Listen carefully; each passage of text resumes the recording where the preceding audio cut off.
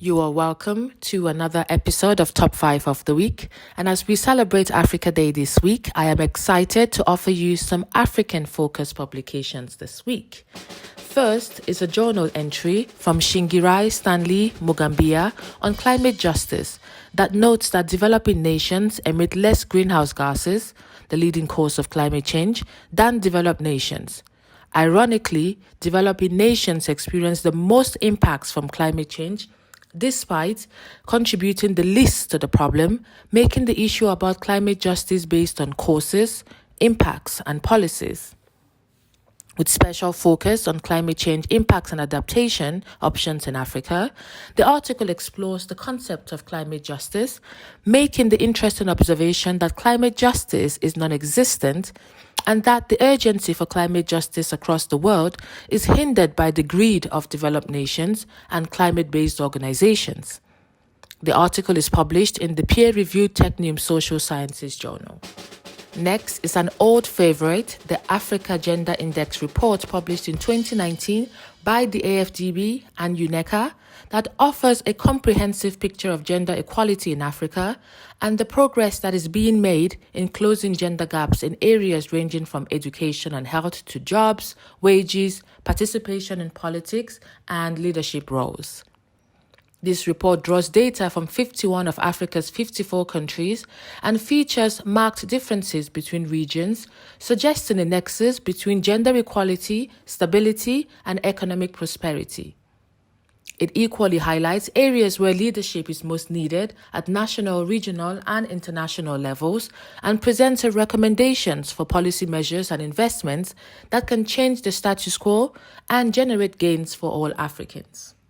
My third recommendation is a report of a study in Ghana that examined the local framework conditions of Ghanaian SMEs and how to enhance their competitiveness and participation in the AfCFTA agreement.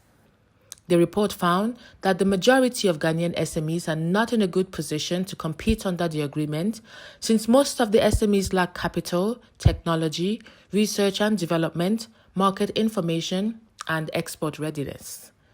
The study recommends that the government consider strategic programs to help align the Ghanaian SMEs to take full advantage of the agreement by becoming competitive. At number 4 is a keynote paper by the Collaborative Africa Budget Reform Initiative, CABRI, on inclusive budgeting and financing for climate change in Africa.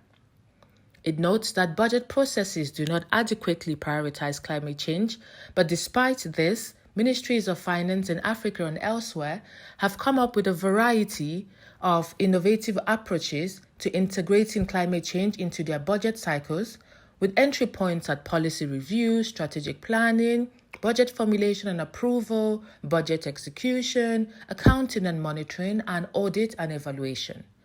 The paper provides an overview of climate integration reforms in Africa and indicates a potential path forward. Finally, on youth and post-basic education in sub-Saharan Africa is a report that analyzes how youth from 20 countries in sub-Saharan Africa regard post-basic education. Looking at the challenges brought about by the COVID-19 pandemic, the report argues the importance of rethinking post-basic education with the aim of advancing sustainable development, contributing to societal demands that are changing, and helping the youth achieve their goals. In its assessment of opportunities for education, the report looks for reasons affecting take-up and factors promoting and hindering youth from participating.